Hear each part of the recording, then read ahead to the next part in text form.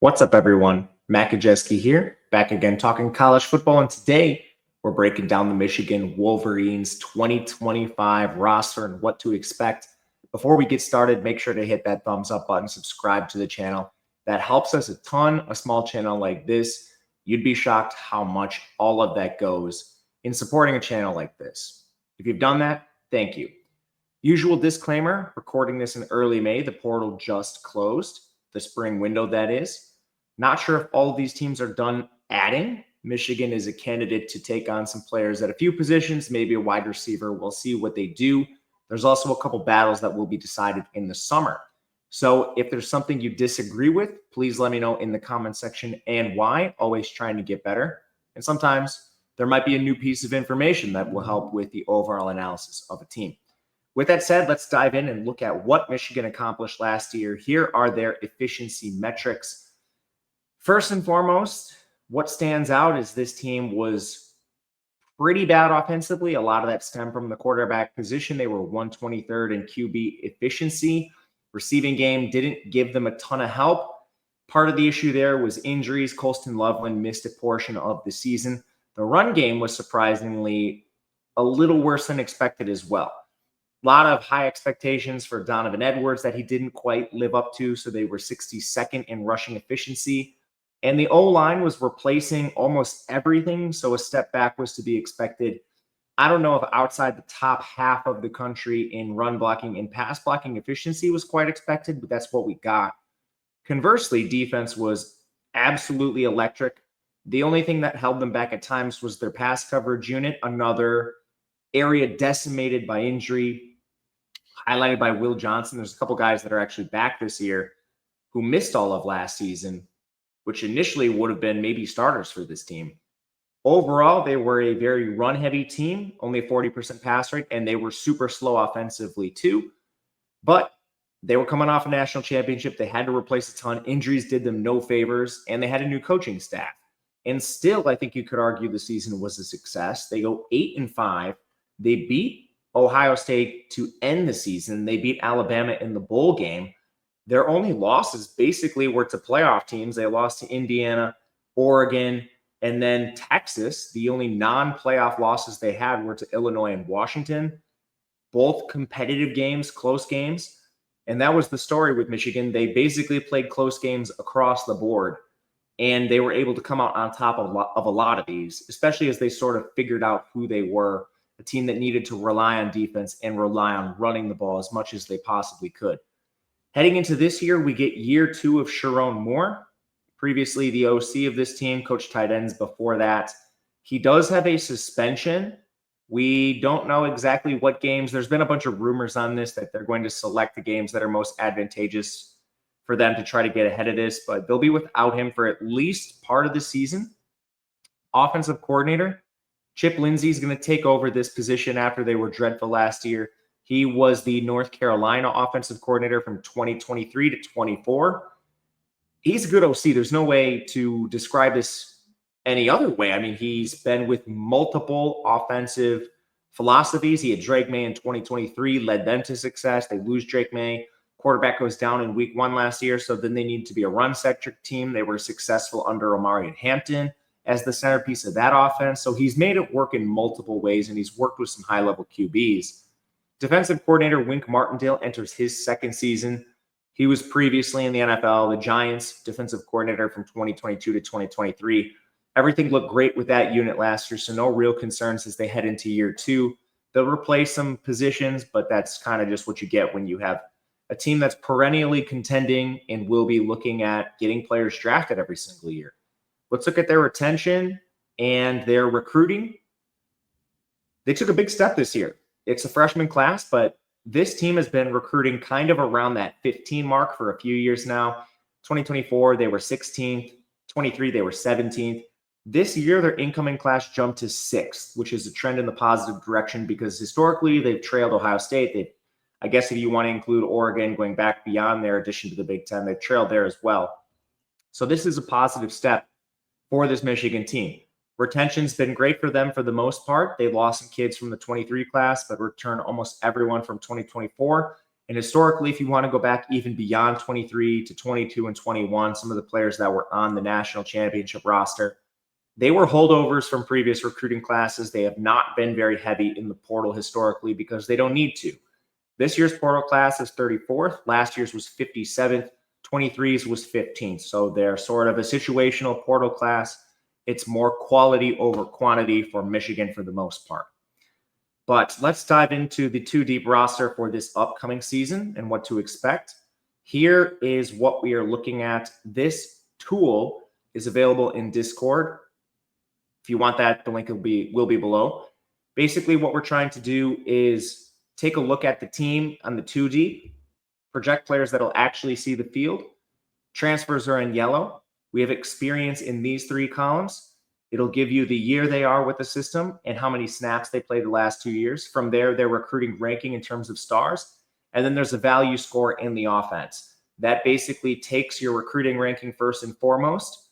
And then from there, if you're playing snaps, the more snaps you play, the less it factors in recruiting ranking and looks at more on-field performance for these players. So it's a good roster with Michigan right away. The places that have the most concern, I think you begin with QB for the second straight year. The only difference is it's unproven, whereas last year was unproven, but there were talent questions with Alex Orji at the helm. And then obviously they ping-ponged around starters for most of the season. This year they have two options, and the first one is a graduate transfer in Mikey Keene. He's sort of your backstop to the offense. If Bryce Underwood, who we'll discuss in a second, can't be ready right away for week one, you have Mikey Keene, who's a multi-year starter. Originally, he played with UCF. Last 2 years, he's been with Fresno State. Completed 70% of his passes for 2,800 yards over that mark, 7.4 yards per attempt, 18 scores, 11 interceptions. Turnovers have been a problem at times. Last year, he had 14 big-time throws, 15 turnover-worthy plays, and he's a complete zero on the ground. Cannot run whatsoever. We're talking negative 379 career rushing yards. That's negative 3.1 yards per carry. But we call them a backstop for a reason. They bring in the number one player in the 2025 class. That is QB Bryce Underwood, not just number one QB, number one player.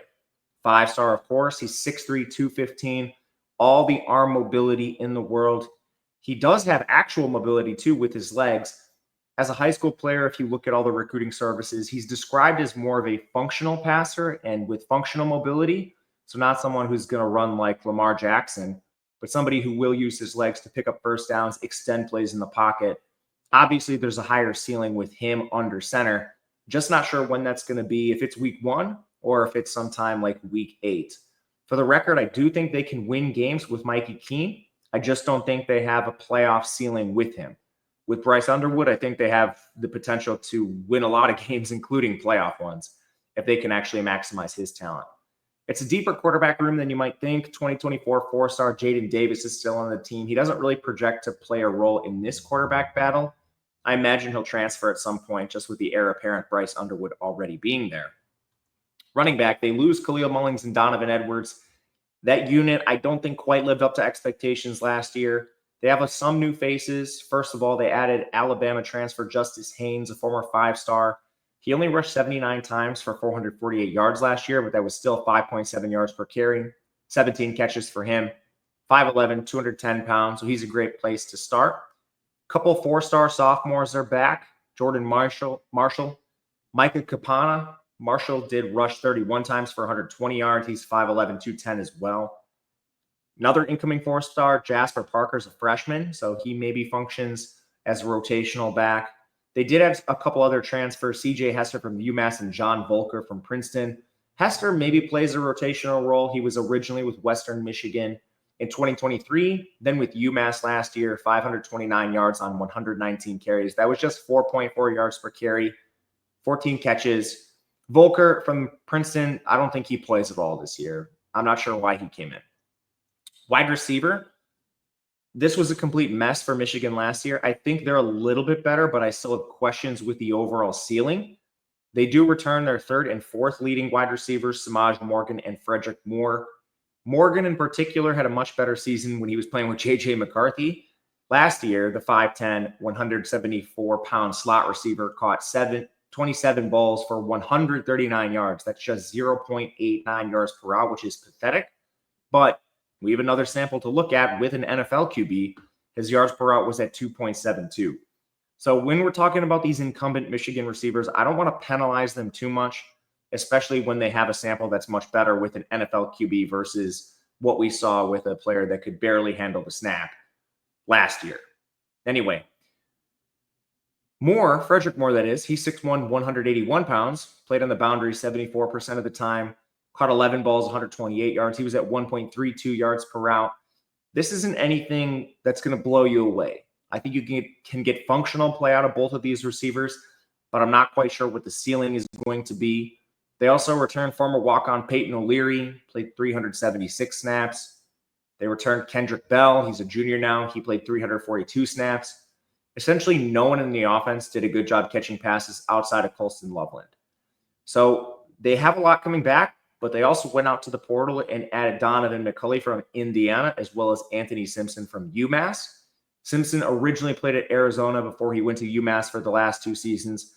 Last year, he sat out after just 4 games so he could preserve a year of eligibility. So let's look at 2023. He's 5'11", 185, caught 57 balls for 801 yards. That's 2.46 yards per route, 82% in the slot.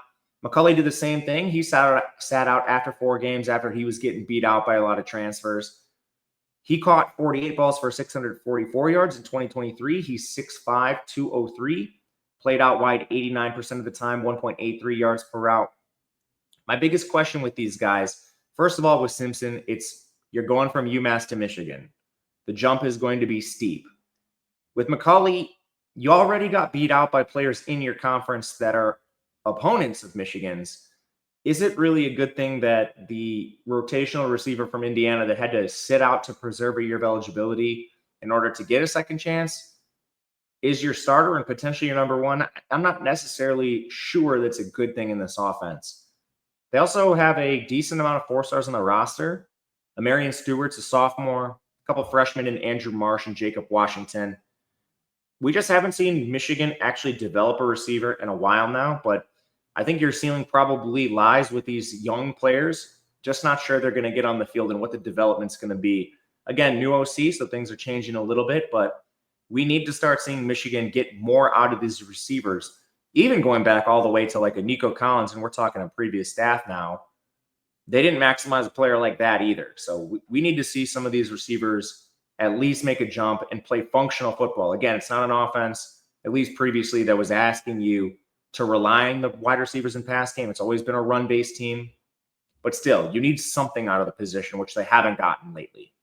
Tight end, they move on from Colston Loveland. He goes to the NFL, number 10 overall pick.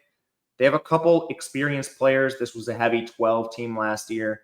Marlon Klein is back. He's 6'6", 247. He was mostly a blocker, only caught 13 passes for 108 yards. Shockingly, those 108 yards were good for 5th on the team in receiving. It shows you how bad this pass game actually was. But they also returned Max Bredesen. He plays all over the formation. He's 6'4", 240. Of his 356 offensive snaps, he played 82 at fullback, 178 in line, and another 82 in the slot. Vast majority of his snaps were blocking as well. From there, they have a 2024 4-star Hogan Hansen. He actually profiles more as a receiver, caught 7 balls for 78 yards. Couple 4-stars. Brady Prescorn's a sophomore. Freshman 4-star Deacon Tonelli's on the team now. So tight end's a deep position, certainly deeper than receiver, and one they actually have developed pretty well year over year. The offensive line, they lose the left side. Miles Hinton and Josh Preberg gone. There's a little bit of uncertainty with the line. They've been moving some players around in the spring, so this is just a projection. I thought the logical replacement for left tackle was going to be 4-star junior Evan Link, who played most of the year at right tackle, but then they moved him over to left tackle for the bowl game. He was the worst offensive lineman on the team by a wide margin. He allowed 30 QB pressures. But then in the spring, they moved him inside, at least for part of workouts. So I'm not quite sure where Evan Link is going to play, if he's going to be a starter, but he's a high-caliber recruit, so I think there will be a place for him somewhere. I'm just not sure if that's at tackle, inside or out. Because there are a couple other options. They added a Cal Poly transfer, Brady Norton. He seems more of an interior player to me because of size. He's only 6'3", 275. He played in the FCS, was pretty good as a run blocker. Now, obviously, they'll probably try to put weight on him, but at 6'3", you're looking just from his frame, more of an interior player. So I'm not sure what to do with him. He played tackle in the FCS. They also have a 5-star freshman in Andrew Babalola. He's been somebody who's already received a lot of hype. And Babalola came in at 6'6", 300 pounds. So this isn't your typical developmental offensive lineman. We got to get him in the weight room, got to fill out his frame. He's already 300 pounds, and he's 6'6". So I don't think it's crazy to see Babalola play for this team in some capacity this season. Left guard, you're looking at Giovanni El Hadi. He returns to his natural position. Last year, he played at right guard. He was the best pass blocker on the entire team, which is 10 pressures allowed. So he's moving over to the left side. Center should be Greg Crippen. Played 558 snaps last year. Only allowed 10 pressures. He was the second best pass blocker on the team. Trailed a little bit in the run game, but you still have an experienced option there. Right guard, I think, is Nathan Ifobi. Because of Link's movement around the offensive line, this may change. But Ifobi's a 4-star junior. He played just 2 snaps last year. He's just been working at the head of the offensive line in camp, spring camp, that is. And then right tackle. Andrew Sprague should be the current favorite. He was the starter in the bowl game against Alabama. He's had solid showings when he's been on the field so far for the former 4-star. There's also a lot of depth. 4-stars, Ty Haywood, Luke Hamilton, Blake Frazier are still with the team. They bring in freshmen. Avery Gotch, Ferris State transfer. Lawrence Hatter comes in. Don't think he plays much. Basically, I think there's probably 7 or 8 legitimate candidates to start on the offensive line, which is a positive for Michigan. Now it's basically just how can we configure this unit to get our best 5 on the field. I would be shocked if they're worse than last year. I think this is almost certainly going to be a better unit, which should help everything from the run game, protecting your quarterbacks, which they'll need to do. Again, Keene can't run, and then you always want to protect your young QBs if Underwood gets out there immediately. Defense, they're losing a lot, especially up front, but they have stacked this position year over year, so I don't think we're going to see too much of a drop-off. Josiah Stewart, the former Coastal Carolina transfer, is now in the NFL, but they returned Derek Moore, TJ Guy, and Cameron Brandt from this position. Moore is a former 4-star. He started the last 2 years. Last year, 37 pressures. That was the exact same number as Stewart, so you're looking at a stud immediately. TJ Guy, 419 snaps. He's a former 3-star, but he had 25 pressures right away. Good run defense numbers. Brandt played 301 snaps, 14 pressures. It's a very good place to start. They also have some sophomores excelling in spring. Dominic Nichols, he's been playing a fair amount already. They also have Lugard Adepayi. He's another player who's seen his name called a lot in the spring. Devin Baxter's still there. And that doesn't even include freshmen Nathaniel Marshall and Julius Holly. They've been stacking the edge for years now. Most of those players are good recruits, if not elite recruits. And there's actually more experience than you'd expect considering they lost a high draft pick in Josiah Stewart. Inside, the shoes are a little bigger to fill. Mason Graham and Kenneth Grant were both elite players and very high NFL draft picks. But they still do get back 327 snaps from Rayshon Benny. He was awesome. 4-star. He had 20 QB pressures from the interior, and he was even better against the run. The only question you can really raise is, yeah, you're going to play well when most of the attention's on Mason Graham and Kenneth Grant. But still, you'd rather have the experience in production than not. The second most experienced defensive tackle is Trey Pierce with 153 snaps. But this is where Michigan went out and attacked the portal with the quality over quantity. They bring in Damon Payne from Alabama and Trey Williams from Clemson. Payne's a former 5-star. He's been in the Alabama rotation. He's not the face of it, but he's been playing. And Williams got 303 snaps for Clemson last year. He's a former 4-star. They're going to work in rotation with Benny and maybe a couple other guys get involved in this like Pierce. They have a ton of depth. 4-star sophomore Ted Hammond's here. 4-star freshman Travis Moten and Benny Patterson come in. The D-line probably isn't, your number, whatever it was, 3 overall unit in the country. But man, I'd be shocked if this team fell below top 20, top 25. This is going to be an awesome D-line again this year. Linebacker. They return 2 starters, Ernest Hausman, as well as Jayshawn Barham. Hausman originally came over from Nebraska.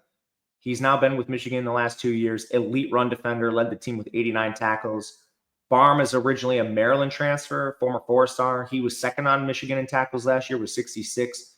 Both of them are great run defenders. Barham's a little worse in coverage. He allowed 26 catches and 34 targets for 232 yards. So, yeah, you can have them in the pass game eventually, but elite run stuffing, linebackers in a conference that mainly runs the ball. Defensive back, they lose Will Johnson. He was out for a majority last year anyway, so they have a fair amount of experience back that you might not expect. On the boundary, Jair Hill's back. He was the team's top coverage player, 7 PBUs, 1 pick, 58% completion percentage. Zeke Berry is also back. I think you probably see him on the boundary this year after he split his time between the slot and the boundary last year. Also, maybe could be a safety, but they're very deep at safety. Berry was the weakest link on the entire defense. He allowed 498 passing yards into his coverage, which was the most on the team. So you're hoping for some year-over-year development, or just maybe someone else steps up. I think Michigan's probably going to play with 3 safeties on the field, but one of them is probably going to be primarily a slot. TJ Metcalf, I think, is the best candidate for this, but still not sure how everything shakes out. He's the Arkansas transfer, played 730 snaps last year. Great run defender, so he's also good around the line of scrimmage and near the box. He was 4th on Arkansas in tackles at 57, 5 PBUs, 3 INTs.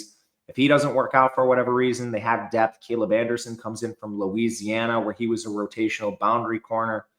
We'll see the role for him. They also have a couple of DBs returning from injury. Rod Moore missed the whole season. Jaden Manga missed the whole season. Rod Moore started in both 22 and 23. He had 6 PBUs and 6 INTs in those seasons. Manga, it's kind of the same thing. He was with Michigan State and he was a starter, played really well in 2023, but then missed all last year. So what do those players give you? There's also a fair amount of depth. I think, for the record, both of them play safety. 4-stars Brandon Hillman's back. Mason Curtis is back. They both played a fair amount last year, 234 and 101 snaps. There's a lot of depth here as well. Tevis Metcalf, the brother of Travis, is in the program now. He transferred in. 4-star freshman Jaden Sanders.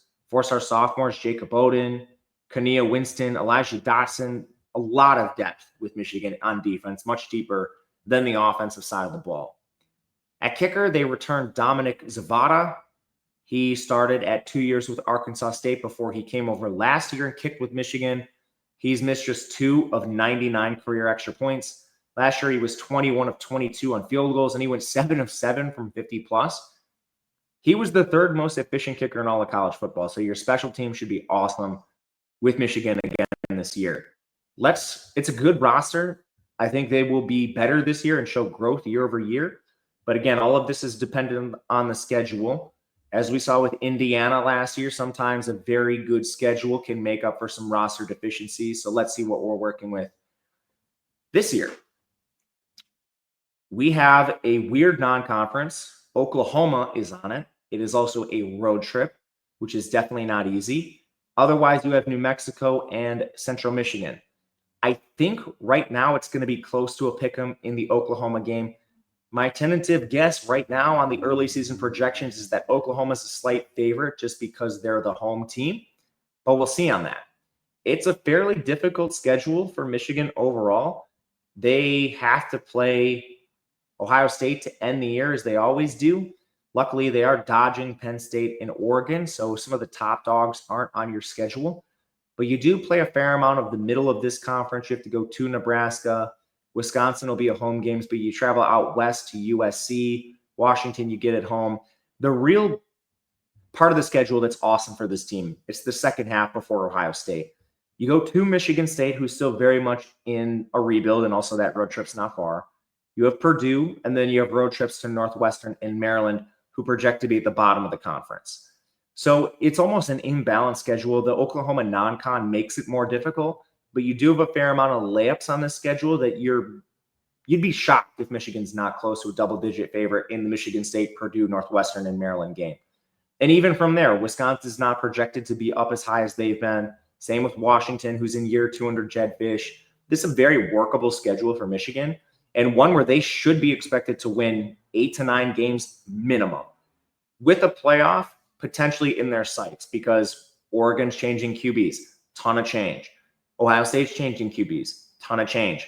Penn State's the team with a lot of continuity, and then you quickly run out of other contenders. Indiana's changing QBs with a ton of other change on the roster. Everything's right in front of Michigan this year. We'll see what they can do. The conference is never going to be easy, but with this schedule, double-digit wins and a playoff appearance should be the goal. That'll do it for us today. Thank you guys for watching. Let me know what you think. We'll be back again soon with more breakdowns. Until then, good luck. We'll see you guys next time.